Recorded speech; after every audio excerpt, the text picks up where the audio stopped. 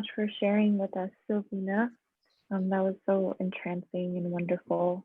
And bad pun, I didn't want it to end. But I have the honor of introducing the poet, book, and translator that we are here to celebrate tonight. I'm just going to stick to my script that I have written. Susana Thenon was a poet, translator, and photographer. Though she never directly adhered to any literary movement or group, she was considered a member of Argentina's Generación de Sesenta, or the Argentine generation of the 60s. Her relationships with contemporaries of this generation were minimal, aside from Alejandra Pizarnik and Maria Negroni, who is here today, who later helped compile Thenon's posthumous writing and contributed to this edition of Ova Completa. Thenon also engaged with artistic photography, for which she turned her focus away from poetry for some time. Thenon published 5 books of poetry, including Distancias in 1984, which was published in English translation by Sun and Moon Press in 1994, and Ova Completa, which was published in 1987, the book we are celebrating the launch of today. Ova Completa was published in 1987, a year of political resistance and energy, as Argentina had recently restored its democracy after a violent period of military dictatorship. For the timing of its publication, the poetry of Thenon's Ova Completa bites back at many systems and canons, socio-political, patriarchal, and formal. Through multilingual repetition, alliteration, wordplay, choruses, references, all that great stuff, Thenon subverts linguistic expectations with chaos that is too sharp for it to be anything other than intentional, or Sappho made in shitland, as she writes in Ivos Tambien. Ova Completa would thus turn out to be Thenon's most radical collection, breaking with her previous poetic inclinations and work. Ova Completa would also be her final collection of poetry, as she passed away 4 years following its publication. It is published this year as part of Ugly Duckling's Lost Literature series. Rebekah Smith is a writer, translator, and scholar based in New York City. She is part of Ugly Duckling's editorial collective, working on the Eastern European Poet Series and Señal series for contemporary Latin American poetry. She was first introduced to Thenon's poetry several years ago in Buenos Aires through poet Daniel Durand, who I believe is also joining us today. Since then, she worked to translate Ova Completa for 5 years, or rather, and to quote a line she translates in this collection, calibrating, considering, reconsidering, contemplating, conceiving. Smith's translations capture Ova Completa's often playful self-awareness. The poem with simultaneous Spanish translation particularly comes to mind. And she somehow pins down the unruly language and languages of Ova Completa, allowing us to experience the exhilarating whiplash and charged grip of Thenon's poetics. Please join me in welcoming Rebekah Smith, who will be reading from Ova Completa today.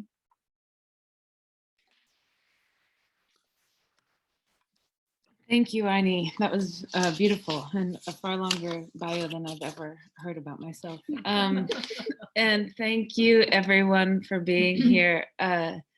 It's really wonderful to see you all. And I'm super excited that Maria and Danny could be here, along with Vicky and Mati and Marcos and lots of people from Buenos Aires and lots of people from New York and Oklahoma and whoever's on my screen right now. I don't see everybody, but it's thank you. It means a ton to me. And thank you, Dan and Sylvina, for their tremendous labor on this book. And yeah, all of you for supporting. And I would also just like to send extra love out to our friend Lee, who couldn't be here tonight.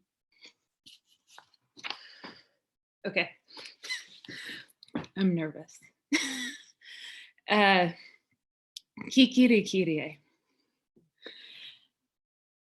God help us, or God don't help us, or God half help us. Or he makes us believe that he'll help us and later sends word that he's busy. Or he helps us obliquely with a pious help yourself. Or cradles us in his arms, singing softly that we'll pay for it if we don't go to sleep immediately. Or whispers to us that here we are today and oh, tomorrow too. Or tells us the story of the clock and the story of the neighbor and the story of the leper and the story of the little lunatic and the story of the mute who talked Or he puts in his headphones or shakes us violently, roaring that we'll pay for it if we don't wake up immediately. Or gives us the tree test, or takes us to the zoo to see how we look at ourselves, or points out an old train on a ghost of a bridge, propped up by posters of disposable diapers. God help us, or not, or halfway, or haltingly. God us. God what? Or more, or less, or neither.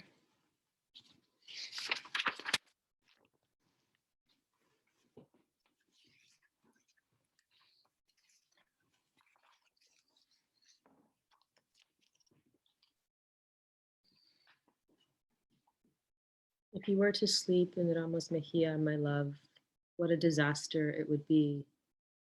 How I'd be at the soles of your feet. How I'd wait for a streetcar. How arriving at night I'd board at midday. What a disaster it would be. With your estranged grandma. With your sister and her manias. With your cousins, the captains, we're keeping company. What a disaster it would be. With your mother and the window. With your mother night and day. With your mother who makes us a bed black with ants. What a disaster it would be. Without your hollows in my mind. Without fingers to beat my agony's drum. If you were to sleep in Ramos Mejia, my love, what a disaster it would be. What a disaster it would be. Beloved, my love.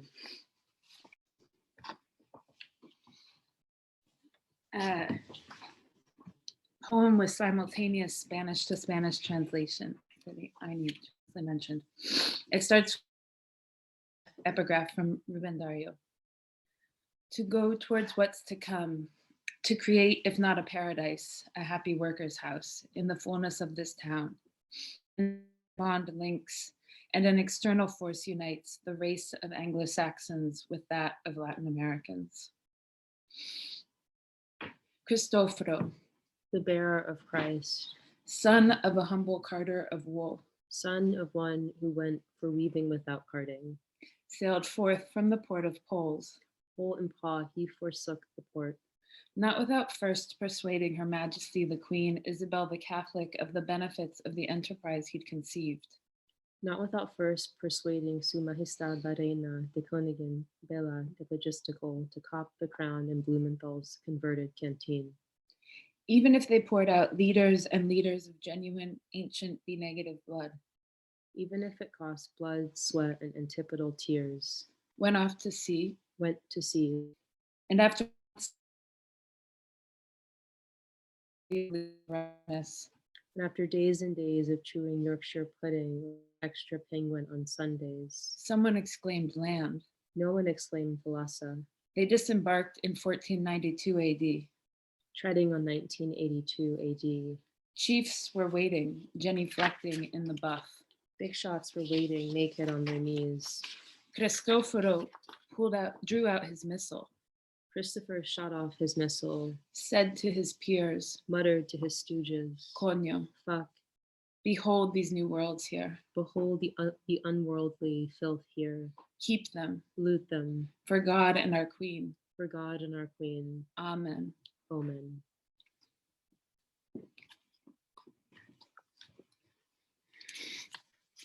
The dissection.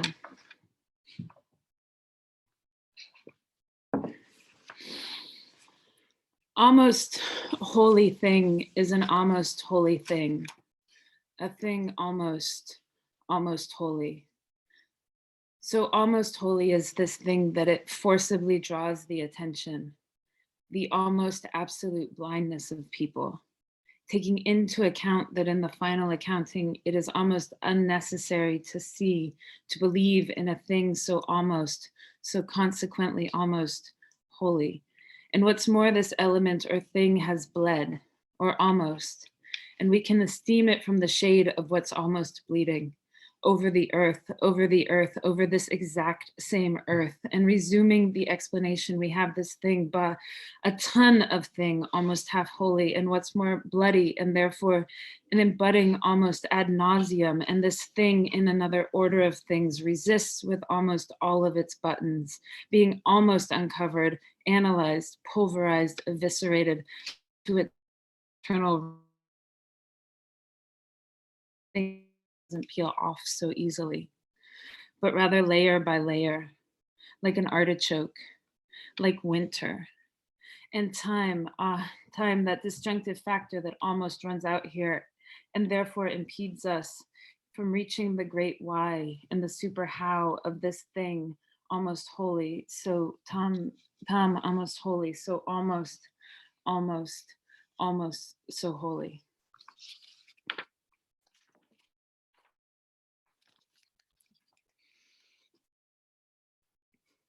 The anthology. Are you the great poet Susana, etc.? Smith Jones. I'm an assistant professor at the University of Poughkeepsie, which is just a weensy bit south of Vancouver. And I'm in Argentina on a Putifar grant to put together an anthology of developed, and also menopausal writers. Although it's well known that at any rate, all those that wrote and will write in Argentina are already part of the 60s generation, including those in daycare, and even most including those in assisted living. But what is deeply important to me in the poetry of you and your peers is that profession, how to put it, that profusion of icons and indices. What do you think about the icon? Do women all use it, or is it also a macho thing? Because in reality, what interests me is not only that they write, but that they're feminists, and if possible, alcoholics, and if possible, anorexics, and if possible, rape victims, and if possible, lesbians, and if possible, very, very unhappy. This will be a democratic anthology, but please don't bring me the independent or sane.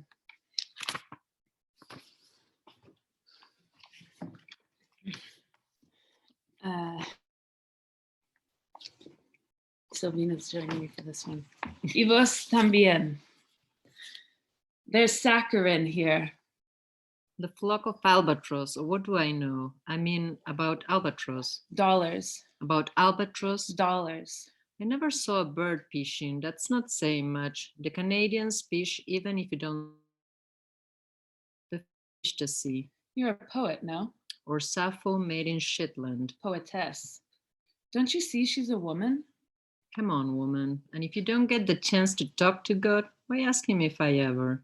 I'll tell you honestly. In fact, at some time or other, I've stopped adoring you.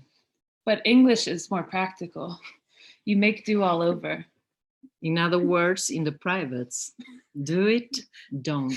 And even if you pronounce it poorly, they'll still understand you. Do it, don't. Or express yourself with gestures. If you've seen how you do it, how you learn how to do it, how you don't get used to, how you make do, how you want it, how you don't.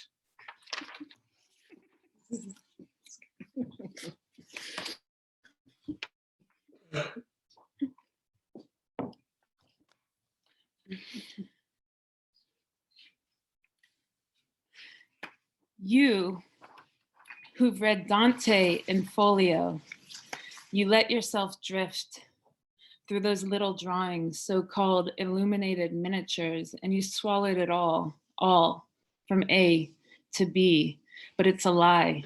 That hellish bin of complications is pure rubbish, made on purpose to make you waste time, calculating in which circle the bones of your soul will end up. And you know something? This famous inferno has an admirable simplicity. It's not for nothing the master's cunning. You get there and they tell you. You're free. Go ahead and do as you like.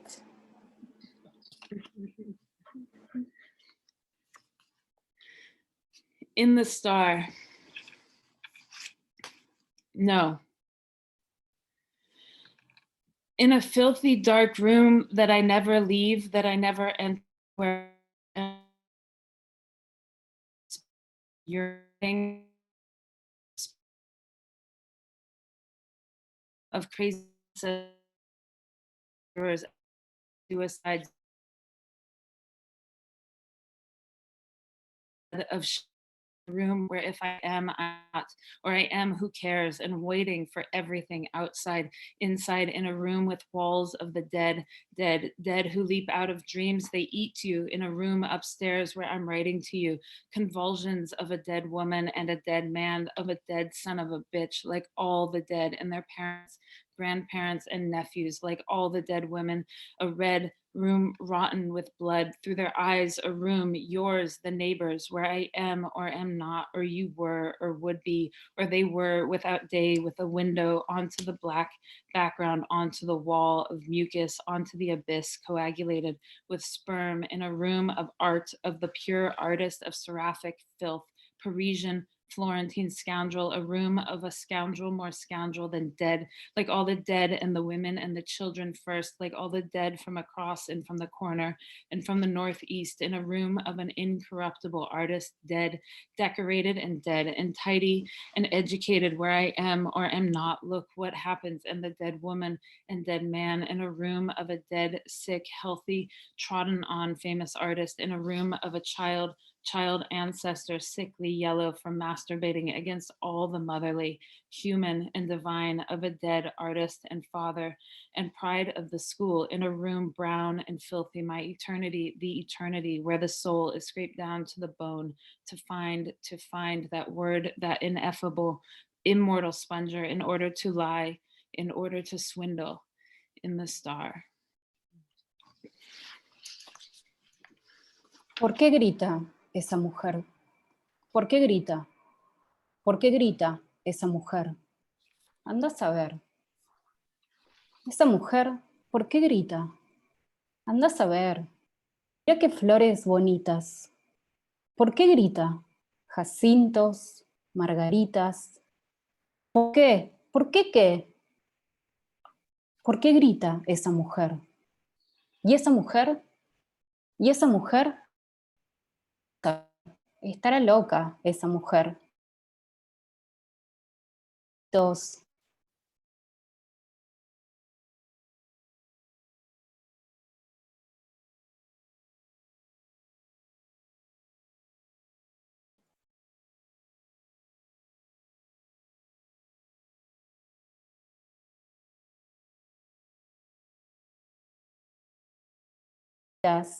Que no cantan.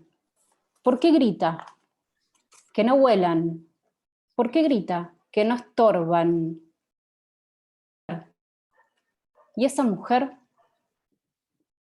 ¿Ya estaba loca esa mujer? Ya no grita. ¿Te acordás de esa mujer?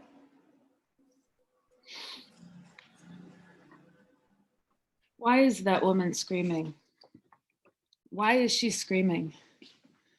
Why is that woman screaming? Don't even try to understand. That woman, why is she screaming? Don't even try to understand. Look at what beautiful flowers. Why is she screaming? Hyacinths, asters. Why? Why what? Why is that woman screaming? And that woman? And that woman? Just try and understand. She must be crazy, that woman. Look at the little mirrors. Could it be because of her steed? Don't even try to understand. And where did you hear the word steed? It's a secret, that woman. Why is she screaming? Look at the asters. The woman. Little mirrors, little birds that don't sing. Why is she screaming? That don't fly. Why is she screaming? That don't intrude. The woman. And that woman. And was she crazy, that woman? She's not screaming anymore. Do you remember that woman? Thank you.